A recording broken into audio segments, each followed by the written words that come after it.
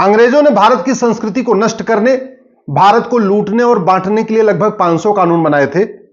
कांग्रेस ने भी भारत को लूटने के लिए, भारत को बांटने के लिए और भारत की संस्कृति को नष्ट करने के लिए लगभग 50 कानून बनाए।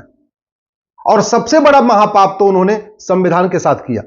नेहरू जी ने संविधान में जो 22 चित्र थे, भगवान राम लक्ष्मण सीता का चित्र था संविधान में, हनुमान जी का चित्र था संविधान में, भगवान नटराज का चित्र था संविधान में, भगवान गौतम बुद्ध का इसमें चित्र था, भगवान महावीर का चित्र था, छत्रपति शिवाजी महाराज का इसमें चित्र था, गुरु गोविंद सिंह का इसमें चित्र था। उन सभी चित्रों को निकाल दिया। दूसरा और महापाप किया इंदिरा जी ने 1977 में, उन्होंने इसमें सेकुलर शब्द जोड़ दिया। इसलिए मैं सरकार से निवेदन करता हूं, सबसे पहले जो नेहरू जी ने महापाप किया, संविधान से जो चित्रों को हटाया, उन चित्रों को वापस इसमें बहाल करिए। फिर से संविधान में भगवान राम लक्ष्मण सीता का चित्र रखिए, भगवान महावीर का चित्र रखिए, गौतम बुद्ध का चित्र रखिए, गुरु गोविंद सिंह चित्र इसमें वापस ले आइए, हनुमान जी का चित्र इसमें वापस करिए। और दूसरा जो इंदिरा जी ने महापाप किया, सेकुलर शब्द जोड़ के, या तो वो सेकुलर शब्द हटाइए, नहीं तो संविधान में जहां सेकुलर लिखा हुआ है उसी के आगे राम राज्य लिख दीजिए, क्योंकि संविधान का लक्ष्य ही राम राज्य की स्थापना। राम राज्य से किसी को दिक्कत नहीं। दुनिया का सबसे बेस्ट जो गवर्नेंस का मॉडल है वो राम राज्य है। राम राज्य का मतलब घूसखोरी से मुक्ति, जमाखोरी से मुक्ति, मिलावटखोरी से मुक्ति, कालाबाजारी से मुक्ति। राम राज्य का मतलब धर्म की जय हो, अधर्म का नाश हो, प्राणियों में सद्भावना हो, विश्व का कल्याण हो। राम राज्य का मतलब न नशाखोरी होगी, न मानव तस्करी होगी, न नक्सलवाद होगा, न माओवाद होगा, न आतंकवाद होगा, न अलगाववाद होगा। तो राम राज्य इसमें लिखने से बहुत क्लियर मैसेज हो जाएगा कि वास्तव में जो संविधान निर्माताओं की मंशा थी वो कैसे कैसे अचीव किया जाएगा। इसलिए जहां प्रियम्बल में सोशलिस्ट सेकुलर डेमोक्रेटिक रिपब्लिक आया है, उसी के सामने लिख दीजिए राम राज्य। जैसे इसमें लिखा है ना, we the people of India have resolve to constitute India into sovereign socialist secular democratic republic, इतना लिखा हुआ है। बस रिपब्लिक के आगे राम राज्य लिखना है तो पूरा सेंटेंस हो जाएगा, sovereign socialist secular democratic Republic Ram राज्य। हो गया, मैसेज क्लियर हो गया कि भारत का संविधान का जो लक्ष्य है वो राम राज्य की स्थापना है। तो जो एक समस्या, एक कंफ्यूजन आया सोवरेन शब्द से, राम राज्य से बिल्कुल क्लियर हो जाएगा कि नहीं, लक्ष्य है राम राज्य की स्थापना। और हर व्यक्ति राम राज्य चाहता है। भारत के सभी पंथ के लोग चाहते हैं भारत में राम राज्य आए। हिंदू भी चाहता है राम राज्य आए, जैन भी चाहते हैं राम राज्य आए, बौद्ध भी चाहते हैं राम राज्य आए, सिख भी चाहते हैं राम राज्य आए। जो भी लोग भारत में हैं, वो हिंदू हैं या कन्वर्टेड हिंदू हैं, सब चाहते हैं भारत में राम राज्य आए। राम राज्य का मतलब सबको समान शिक्षा होगी, सबके लिए समान चिकित्सा होगी। राम राज्य का मतलब सबके लिए एक समान नागरिक संहिता होगी। राम राज्य के लिए, राम राज्य का मतलब सबको जल्दी से न्याय मिलेगा। राम राज्य का मतलब घूसखोरी नहीं होगी, जमाखोरी नहीं होगी, मिलावटखोरी नहीं होगी, कालाबाजारी नहीं होगी, नशा तस्करी नहीं होगी, मानव तस्करी नहीं होगी। राम राज्य का मतलब कालाधन नहीं होगा, हवाला नहीं होगा, बेनामी संपत्ति का खेल नहीं होगा, जो कटमनी तोलाबाजी चलती है वो नहीं होगी। राम राज्य का मतलब घुसपैठ नहीं होगी, धर्मांतरण नहीं होगा, जनसंख्या विस्फोट नहीं होगा। क्योंकि सबसे पहले हम दो हमारे दो लागू करने वाले भगवान श्री राम है। सोचिए, हजारों साल पहले भगवान श्री राम ने तय किया कि सब लोग एक पति एक पत्नी का नियम लागू अपनाएंगे, और इसीलिए चारों भाइयों ने खुद भी एक पति एक पत्नी का नियम अपनाया। राम राज्य का मतलब जनसंख्या विस्फोट नहीं होगा। अब से हजारों साल पहले भगवान श्री राम ने इसको लागू किया, और इसलिए प्रजा को स्पष्ट संदेश देने के लिए चारों भाइयों ने दो दो बच्चे किए। भगवान राम के 2 बच्चे, लक्ष्मण जी के 2 बच्चे, भरत जी के 2 बच्चे, शत्रुघ्न जी के 2 बच्चे। राम राज्य में कहते नहीं, सब नर करहिं परस्पर प्रीति, सब आपस में प्रेम से रहते थे। आपस में प्रेम से कैसे रहेंगे, उसके लिए समान शिक्षा लागू करना पड़ेगा।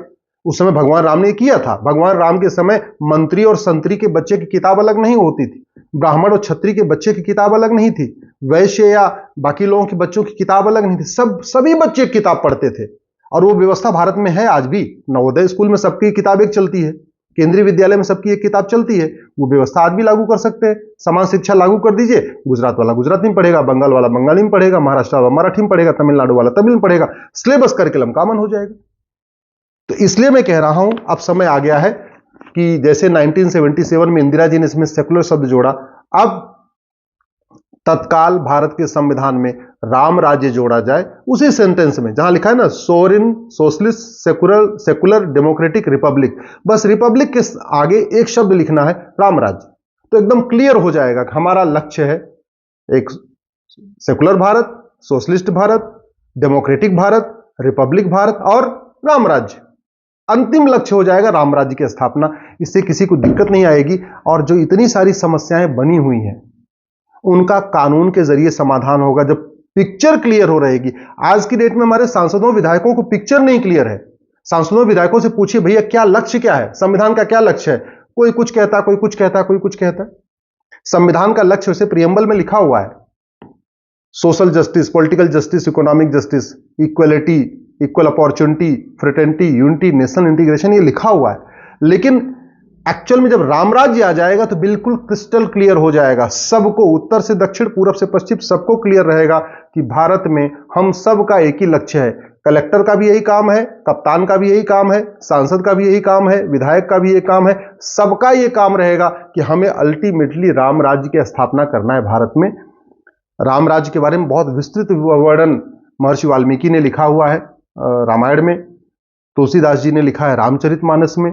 आप लोग भी गूगल कर सकते हैं राम राज्य का अर्थ क्या है, तो आपको स्पष्ट हो जाएगा। लेकिन मेरा यह मानना है कि राम राज्य स्थापित करने के लिए सबसे आवश्यक है पहले संविधान में राम राज्य जोड़ा जाए। ये जो दुनिया भर के अलग अलग किताबें चल रही है, अलग अलग शिक्षा व्यवस्था चल रही है, एजुकेशन बोर्ड, इसको मर्ज करके one nation one education system लागू किया जाए। जो दुनिया भर के पर्सनल लॉ चल रहे हैं, हिंदू का अलग कानून, मुस्लिम का अलग कानून, जैन बौद्ध का अलग कानून, पारसी का अलग कानून, क्रिश्चियन का अलग कानून, इसको मर्ज करके एक समान नागरिक संहिता लागू किया जाए। जो दुनिया भर के 50 कानून चल रहे हैं आज, घूसखोरी का अलग कानून, जमाखोरी का अलग, घुसपैठ का अलग कानून, धर्मांतरण का अलग कानून, आतंकवाद का अलग कानून, अलगाववाद का कानून, नहीं, इस सबको मर्ज करके one nation one penal code यानी समान दंड संहिता। एक कानून रहेगा, एफआईआर आसानी से लिखा जाएगा, एक कानून लिखा रहेगा, जांच अच्छी होगी, एक कानून रहेगा, जज के लिए भी अच्छा, वकीलों के लिए भी अच्छा, न्याय में भी अच्छा ही। इसी तरीके से जो ये 1861 का पुलिस एक्ट चल रहा है, इसको खत्म करके एक नया पुलिस कोड बनाना पड़ेगा, one nation one police code बनाना पड़ेगा, समान पुलिस संहिता लागू करनी पड़ेगी, जिससे पूरे देश की पुलिस स्वतंत्र होकर काम करे। अभी पुलिस 1861 के कानून के अंतर्गत चल रही, इसलिए वो सत्ता के गुलाम है। जहां सत्ता चाहती है उसी हिसाब से पुलिस काम करती है। पुलिस के सत्ता कहती है एफआईआर कर दो, कर देती है। सत्ता कहती है एफआईआर नहीं करना है, तो कितना भी बड़ा अपराध हो एफआईआर नहीं करती। हमने देखा है यूपी की पुलिस अलग तरीके से काम करती है, बंगाल की पुलिस अलग तरीके से काम करती है, केरल की पुलिस अलग तरीके से काम करती है। सत्ता जैसे बदलती है उसके हिसाब से पुलिस काम करती है। ये बंद होना चाहिए। वो तभी बंद होगा जब एक यूनिफॉर्म पुलिस कोड होगा, समान पुलिस संहिता होगी। इसी तरीके से यूनिफॉर्म जुडिशियल कोड, अभी भी आप देखिए जज अपनी मनमानी करते हैं, अपने अपने हिसाब से तारीख पे तारीख देते रहते हैं। जिस जज को तारीख देना पसंद है वो तारीख पे तारीख देता चला जाए। कितनी तारीख दे इसकी कोई लिमिट नहीं है। तो भारत में जस्टिस विद इन ईयर हो, एक साल के अंदर न्याय हो, इसके लिए यूनिफॉर्म जुडिशियल कोड लागू करना पड़ेगा। 1 घंटे के अंदर एफआईआर हो, 1 महीने के अंदर जांच पूरी हो, इसके लिए यूनिफॉर्म पुलिस कोड लागू करना पड़ेगा। इसी तरीके से कठोर दंड की व्यवस्था हो। घुसपैठ और धर्मांतरण ये बहुत गंभीर अपराध हो चुका है। मैं ये कह रहा हूं घुसपैठ और धर्मांतरण के लिए अलग से कानून बनाने की जरूरत नहीं है। एक one nation one police code लागू करिए, जैसे अमेरिका में फेडरल पिनल कोड है, और उसी में एक चैप्टर घुसपैठ डाल दीजिए, एक चैप्टर धर्मांतरण डाल दीजिए। अलग से कानून की जरूरत ही नहीं है।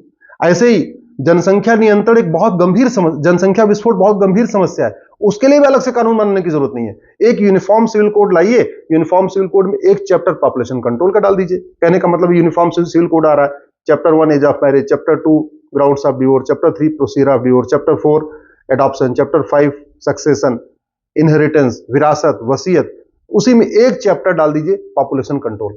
लेकिन एक बात जो अंत में सबसे आवश्यक है, दंड जितना कठोर होगा लोग उतने अच्छी तरीके रहेंगे।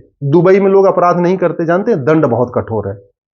सिंगापुर में अपराध नहीं करते, दंड बहुत कठोर है। भय बिन होय न प्रीत, ऐसा कठोर कानून बनाना पड़ेगा।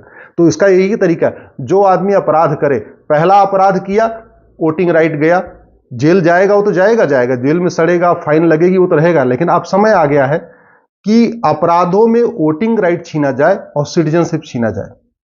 जिसने 5 साल तक की सजा वाला अपराध किया उसकी वोटिंग राइट छीन लीजिए, जिंदगी भर वोट नहीं दे पाया।